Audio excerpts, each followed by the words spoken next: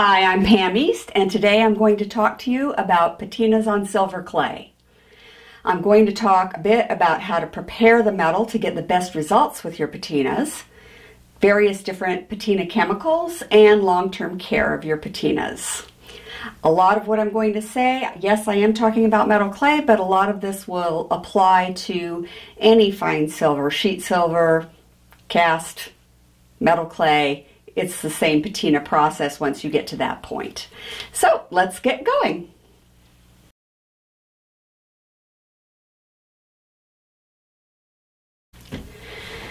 When you get metal clay out of the kiln or torch fire, however you fire it, it's very white looking. And the reason it's white is because all the little molecules of silver are sticking straight up and it refracts a lot of light. So you need to get that laying down before you start tumbling it. You need to burnish it, and that's what makes it start looking silvery.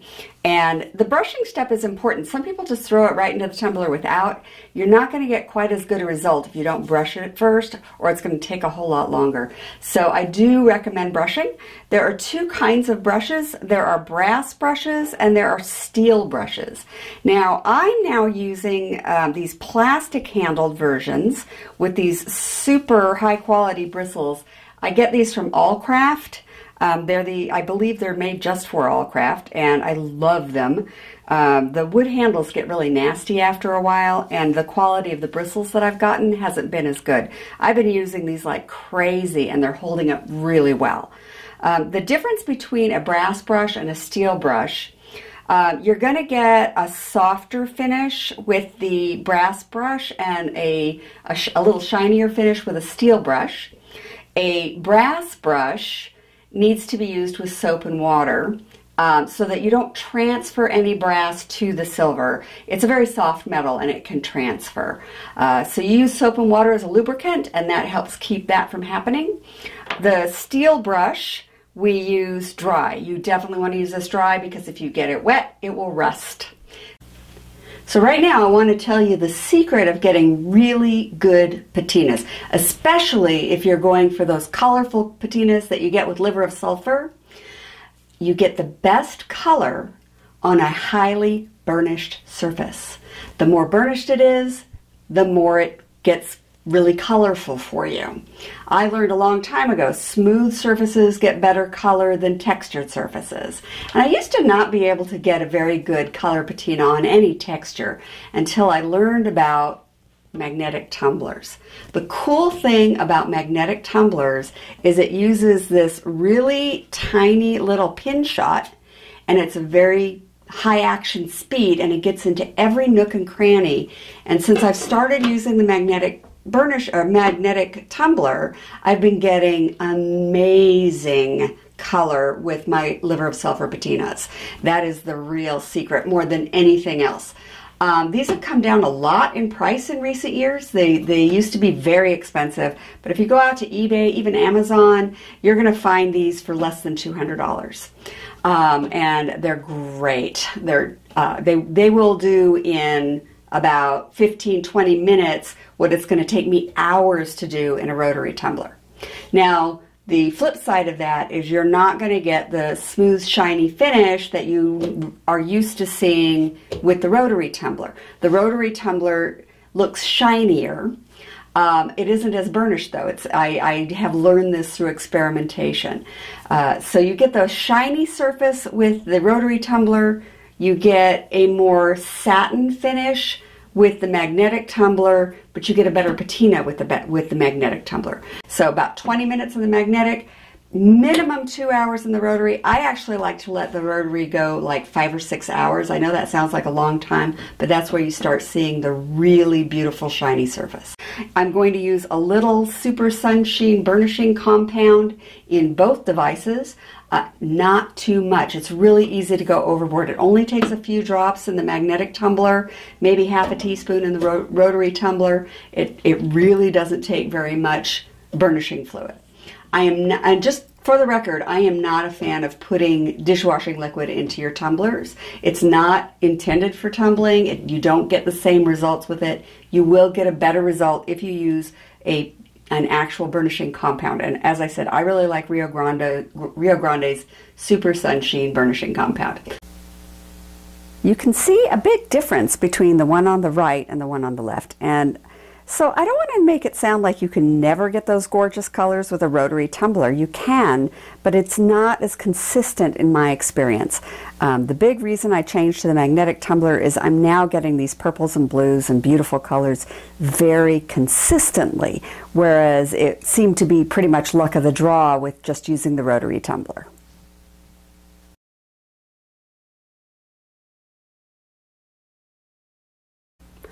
The magnetic tumbler is really great, but you're going to find that this shot gets all over the place. You're going to find it on your countertops, you're going to find it on the floor, and collecting it becomes a problem. So I came up with this little idea. We've got actually I should say Jackie Comet, one of my students, came up with this idea for me.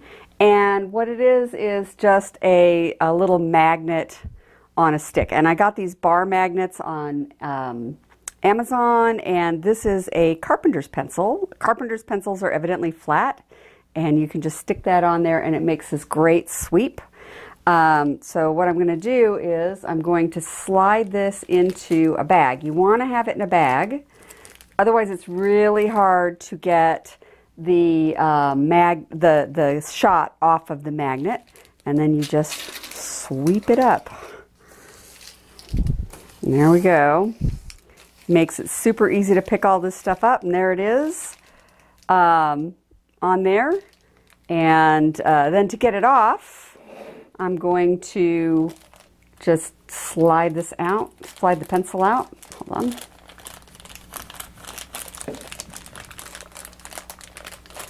Okay, so when I start sliding this out, that's all going to kind of go to the bottom. And there we go. There's no shot on the magnet, and it all went back into the barrel.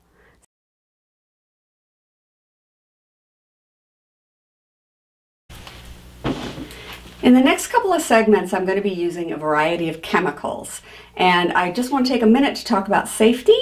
You'll notice that I am wearing gloves to protect my hands. I've put on an apron to protect my clothes, and I also want to protect my eyes. There's acids and various other things that we're going to be working with, so you want to make sure that you are well protected. So there we go. Oh, so fashionable. All right, so I'm going to be preparing the metal for the patina. It's been all tumbled, it's fired, it's tumbled, and now I want to do a patina prep. And this I would do whether I was using sheet metal, metal clay, any kind of a metal that I'm going to do a patina on. I'm going to start with this patina prep. And the one I like is called No Name Patina Prep. It's made by Reactive Metal Studios. And I really love this product. I have tried a million other chemicals, different things, and nothing works as well as this. You do want to do the prep because you will get a much more even patina on your piece. You won't suddenly see a spot that's not taking any patina because maybe your thumbprint was there, or maybe there was still some soap from the tumbler. You got to get all of that off. So they have you just shaking it on the piece, but that uses it up very quickly. What I do is I pour out a little bit into a dish, and I have hot water here. It works better with a little hot water. And I'm going to just dip my toothbrush in here, get this wet, and then I'm going to scrub them up. I really only have to worry about doing patina prep on the side that I want patina on. I'm going to clean the patina off the backs anyway, so I don't need to worry about that. So I'm going to rinse that off. I'll do another one. Now normally I would be working at a sink, and I would just rinse these in the stream because you want to make sure you're rinsing them in clean water. I don't know that, I've got every bit of patina prep off if I'm dipping it in water that's full of patina prep. So after this segment is over, I'll be going over and rinsing them off in the sink. And that's all there is to this. And then we'll be ready to do patina.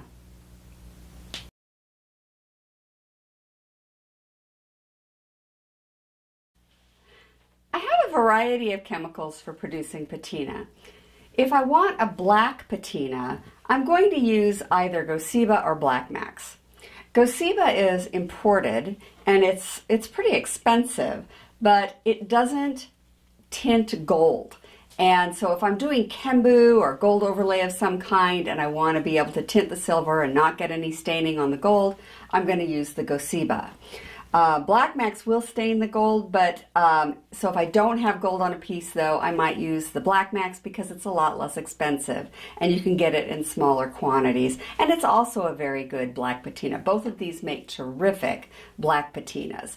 I'm not going to demonstrate black patina because it's very straightforward and all the steps up to this point, including using the Patina Prep, are exactly the same. So you would just apply it, rinse it, neutralize it, and then polish, and that's it. So it's not a complicated process to use a black patina. I'm just going to set those aside. What I really want to show you is how to get those really vividly colored patinas that you can get from liver of sulfur. Now, when I first started doing this, liver of sulfur came in these really nasty chunks. They smelled horrible, and it was hard to keep them. They didn't have a very good shelf life, and your results were very inconsistent. But now they make a stabilized liver of sulfur gel, and it's really great. You can get really consistent results with it. There's a lot of brands of the gel. You can buy it from whoever you like. I happen to like the Excel gel that I get from Metal Clay Supply, but they all work really well. So I'm going to go ahead and I'm going to mix this up, and you want to mix it with hot water, and you want it like hot bath water. You should be able to get in it. It shouldn't burn you. I don't have a hot tap here. Normally I would just use hot tap water. I don't have a hot tap here. Pretty hard to film at the sink. So what I have is boiling water, and then I'm going to add some cool water so that it's not too hot. If it's too hot, your color reactions are going to happen too fast, and you're not going to be able to catch those really pretty colors we were talking about. So I should be able to stick my finger in that. It should feel warm to my finger, but it shouldn't burn me. So I think I cooled it off just a hair too much. I'm going to put another drop in here. There we go. All right, and then I'm going to use my patina gel. And you don't want to use too much because if this gets too dark, again, the color reactions will go too fast. You won't be able to catch the color. So I've got a color here that looks to me like oh, I don't know, Mountain Dew. And you don't want it to be green or brownish because if it gets really dark like that, again, everything's going to go very quickly and you are not going to get those brilliant colors. The other thing is that you bump it up. Now, some people start dipping at this point and sometimes they get great results, but I found that I get even better results if I bump it up a little bit. And what I bump it up with is just a little table salt. This is just plain old iodized table salt. And ammonia, clear ammonia. Some people use sea salt, some people use kosher salt. I've never used anything but the table salt, and it works just fine. I have tried the others, and the results are the same. So that was about a cup and a half. This is, I don't know, about half a cup to 3/4 of a cup of water. And that was maybe a tablespoon of ammonia and about 6 or 7 drops, little drops of the gel. So now I'm going to stir this up and get all the salt dissolved and get everything mixed together. I'm using a glass stir dish and a glass stirring rod. I don't use plastic or anything that might affect the chemicals. These stir rods, they're really inexpensive. You can get a pack of 12 of these really cheap on Amazon. Okay, so it's all ready. I did get a little patina gel on my gloves, so I'm going to wipe that off before I start picking anything up. I don't want to get, if I put straight patina gel on there, I'm not going to get a very good result.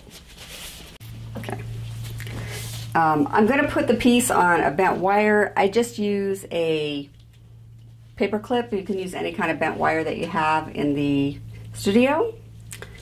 And this is what I'll use to dip it. Now, when I start dipping this, it's going to go through a predictable series of colors. It's going to go gold to bronze to purple to blue, sometimes aqua if you're really lucky, and then it kind of goes to a gray, and it's not a real pretty gray, let me tell you that. If you want black, I don't use liver of sulfur. I never get a good black with liver of sulfur. Just go over to your Black Max or your Gosiba for black.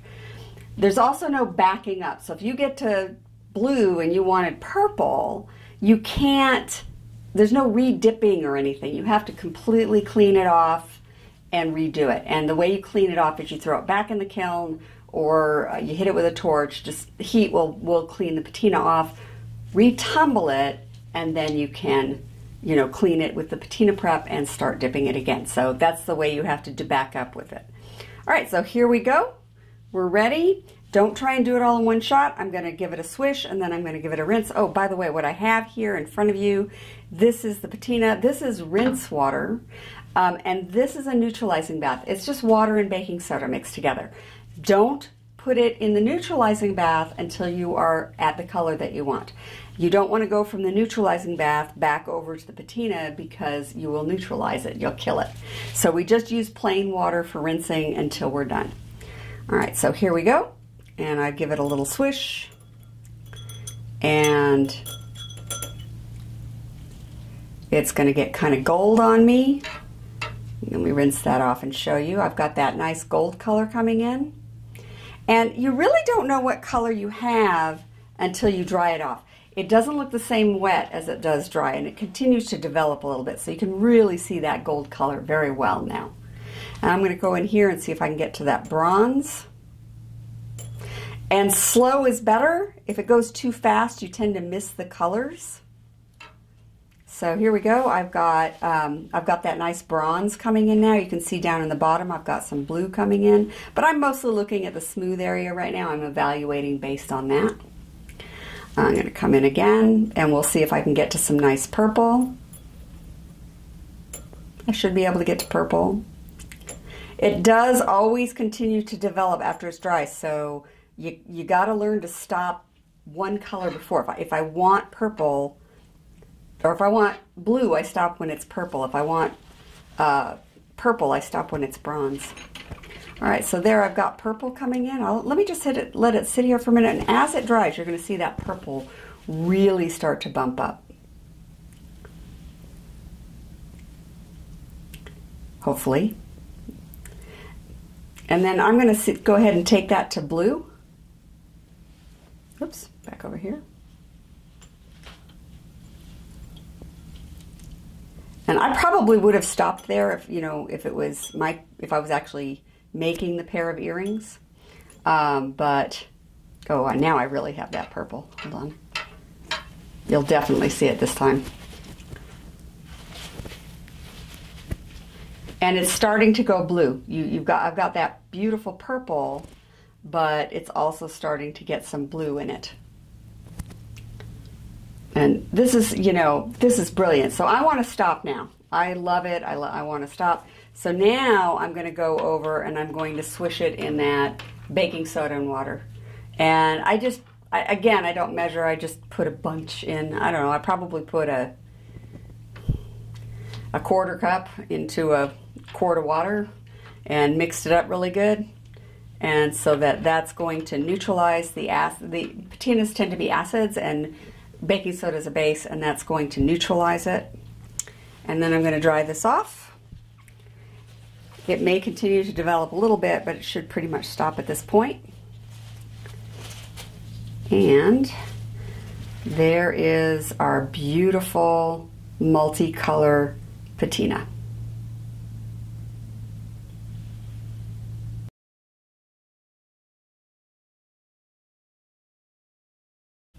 Here's a little bonus tip for you. How do you get two earrings to match? A lot of people want to thread both earrings onto one paper clip and dip them at the same time, thinking that's going to make it come out right. It never works. One of them is going to go faster than the other, invariably. It has to do with the positioning, which one goes in first. It doesn't work. So what you want to do when you want to do matching earrings is you want to string them onto two paper clips. And then I'm going to start one of them, and I'll get it to that nice gold or bronze. And I'll rinse it, and I'm going to set it over here, and then I'm going to get the second one to the same color. So that I'm going to be going back and forth between the two.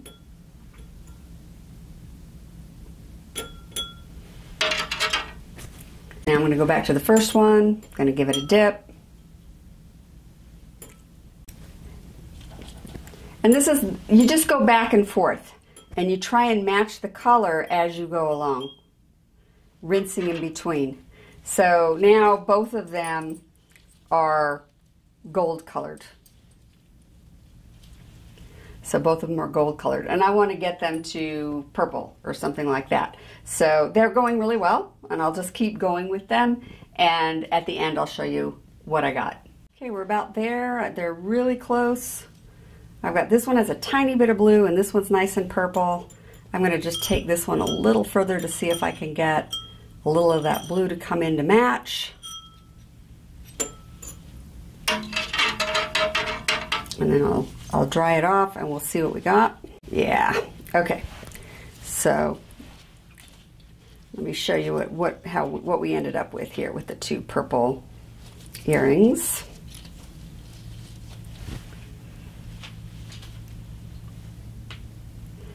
And that's how I get a pair of matching earrings. I just go back and forth.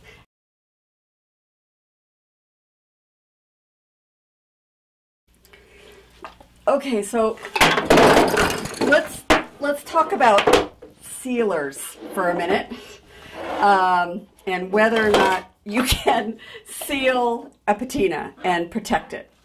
And so I put this question out on a number of my Facebook groups, and I collected a whole bunch of suggestions for, have you tried this, have you tried this? There's jewelry shield, there's nail polish, there's UV resin, there's two-part resin, there's, what have I got here? Varnish, polyurethane. I've got all of these different things to try.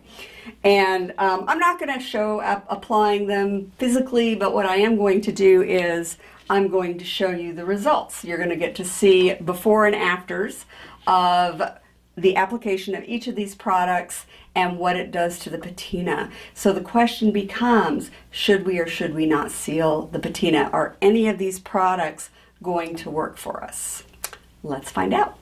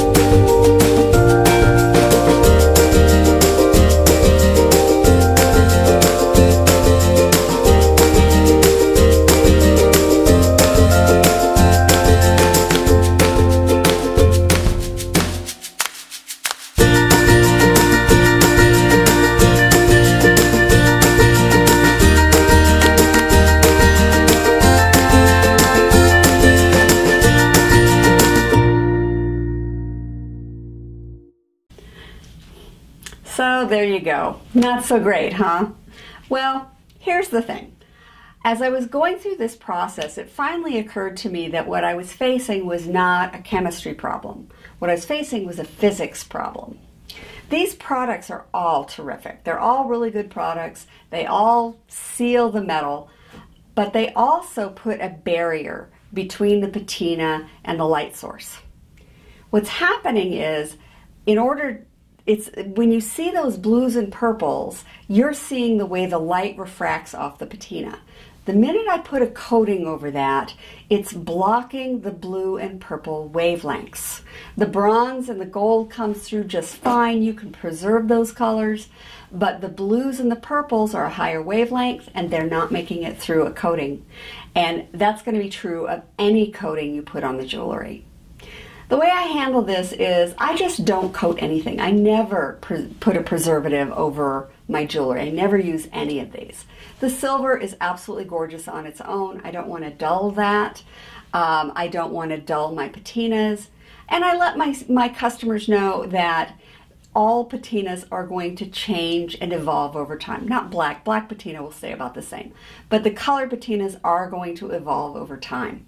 And it's not going to happen overnight. They are very long lasting, especially patinas that are down in protected areas, like within a texture or within a box or something like that. Those are going to last pretty well.